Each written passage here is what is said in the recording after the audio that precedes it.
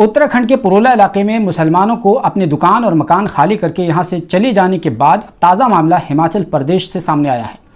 हिमाचल प्रदेश में ठीक उत्तराखंड की तरह मुसलमानों को हिंदूवादी संगठनों ने 30 दिनों तक की अल्टीमेटम दे रखी है और कहा गया है कि मुसलमान 30 दिनों के अंदर हिमाचल प्रदेश खाली कर दें, यानी यहां से छोड़कर चले जाएं।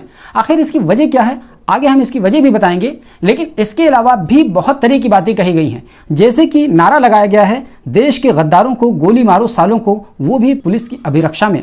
इसके अलावा मुल्ले काटे जाएंगे, राम राम चिल्लाएंगे, कटुए काटे जाएंगे, राम राम चिल्लाएंगे, वो भी एक रैली के अंदर। और पुलिस की सुरक्षा में पैरामिलिट्री के जवान भी देखे जा सकते हैं और सैकड़ों लोगों की संख्या में लोग रैली निकालते हुए इस तरह के नारे लगाते हुए चल रहे हैं और पुलिस को एतराज़ नहीं है, प्रशासन को कोई एतराज़ नहीं है। और ख़ास बात यह है कि हमारा मेन स्ट्रीम मीडिया इस पर पूरी तरीके से साइलेंट है। एक खबर तक नहीं है मेन स्ट्रीम मीडिया में इतनी बड़ी घटना को लेकर के।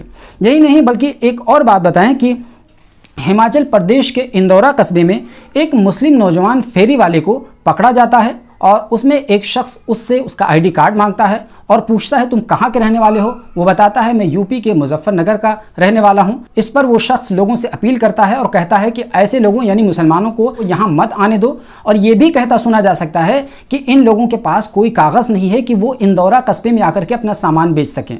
बताइए कि क्या इंदौरा हिमाचल का वो इलाका किसी विदेश में पड़ता है या फिर नॉर्थ ईस्ट के कुछ राज्यों की तरह आर्टिकल 371 के अंतर्गत प्रिजर्व है? ऐसा भी नहीं है।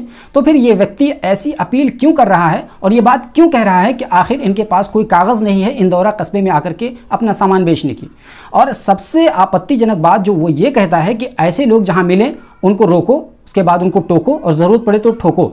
यानी इस तरीके से खुलेआम अपील की जा रही है और सोशल मीडिया पर इस वीडियो को सर्कुलेट किया जा रहा है। यानी ऐसा भय का वातावरण मुसलमानों के लिए हिंदुस्तान में बनाया जा रहा है कि मुसलमानों का धीरे धीरे ऑक्सीजन लेवल कम कर दिया जाए या कट कर दिया जाए और वो अपने आप को अपने ही कंट्री में घुटन में महसूस करने लगे। लेकिन प्रधानमंत्री मोदी जब अमेरिका जाते हैं और उनसे मानवाधिकार और डेमोक्रेसी के बारे में पूछा जाता है तब वो कहते हैं कि हमारे देश में डेमोक्रेसी है, किसी प्रकार का कोई भेदभाव नहीं होता है, हम लोग डेमोक्रेसी को जीते हैं। यानी डेमोक्रेसी पर रटा रटाया पूरा लेक्चर सुना देते हैं। लेकिन धरातल पर देखिए तो जस्ट उसका उल्टा नजर आता है और प्रधानमंत्री मोदी को जर्रा बराबर शर्म तक नहीं आती है कि विदेश में जाकर के किस तरीके से झूठ बोलते हैं, गलत बयानी करते हैं दोस्तों। लेकिन सबसे बड़ी बात यह है कि हिमाचल प्रदेश में कांग्रेस का राज है और कांग्रेस पार्टी के नेता राहुल गांधी अपने भाषणों में बार बार ये कहते रहे हैं कि हम नफरत के बाजार में मोहब्बत की दुकान खोल रहे हैं। तो राहुल गांधी से सीधा सवाल यह है कि आखिर ये नफरत की बाजार में नफरत की दुकान क्यों खुल रही है,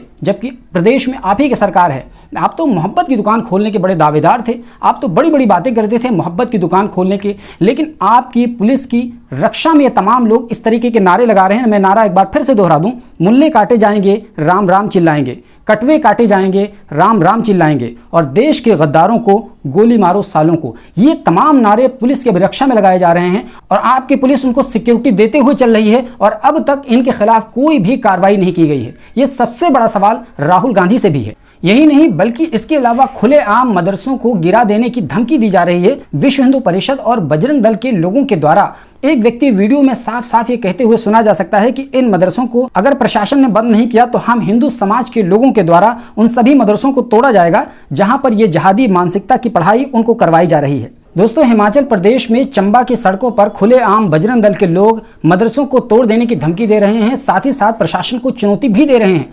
लेकिन प्रशासन के अंदर इतनी हिम्मत नहीं है कि इन लोगों के खिलाफ कोई कार्रवाई कर सके और अब तक ये लोग आज़ाद घूम रहे हैं। दोस्तों, ये कुछ अपडेट रहा, लेकिन अब आइए आपको इसके पीछे का कारण बताते हैं।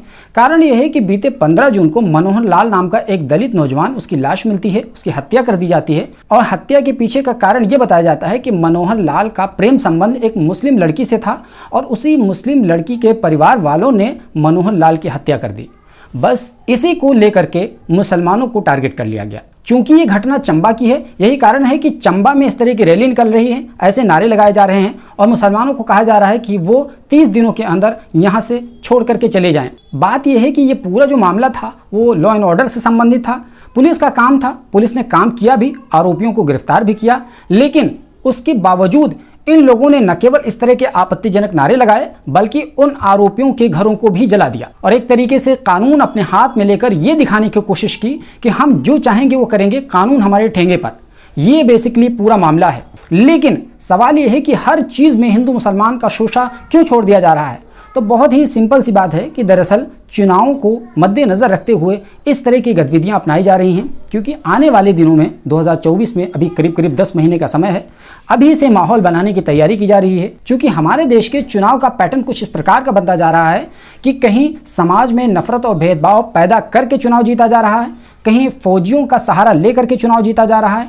इसलिए मुझे इस मौके पर बेसाख्ता राहत इंदौरी का वो शेर याद आता है कि सरहदों पर बहुत तनाव है क्या, पता करो देश में चुनाव है क्या। बिल्कुल कुछ इसी तरह का मामला हमारे देश में है। और दूसरी तरफ प्रधानमंत्री कहते हैं देश में सब चंगा से। दोस्तों, आपको इस पूरे इशू पर क्या कुछ कहना है? कमेंट बॉक्स खुला हुआ है। चैनल पर पहली बार आए हैं सब्सक्राइब कर लीजिए, बगल में घंटी का निशान बना होगा उसको ज़रूर दबाइए, ताकि जैसे ही वीडियो अपलोड हो फ़ौरन इसकी जानकारी आपको मिले।